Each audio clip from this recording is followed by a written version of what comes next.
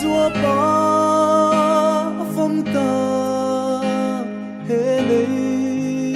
ko hara ka chu lu leuna de shi a hai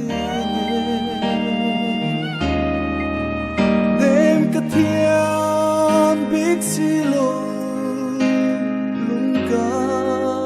vai ruai nuai thian nu le tai ni ti ni talk to ku le nao tu bang to ro ka chu nu bang to ro zua pa zong a le ta phang kha pui tua no ma loi thi nu ban sai le to ro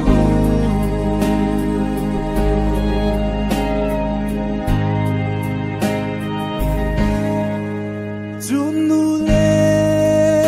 u nao te loi thi nu meu chu zua pa te lâu chua ném dài rel thiam lo ném tu tu bom chua si lo pian mo chua ngai loài khi cắn nô lệ tri talk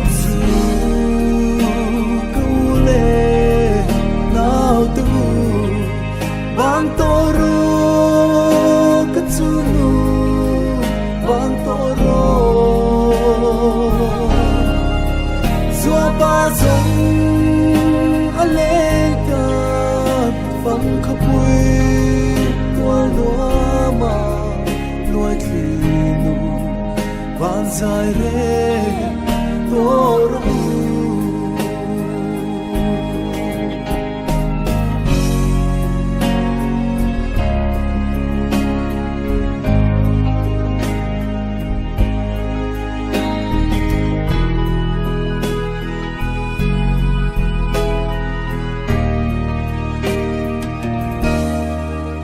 zum nu le u nao te loi thi nu meu chu zua pa te lo chua nem za rel thiam lo nem tu tu bom chua si lo yan mo ngài loài khi cắn nô lệ tri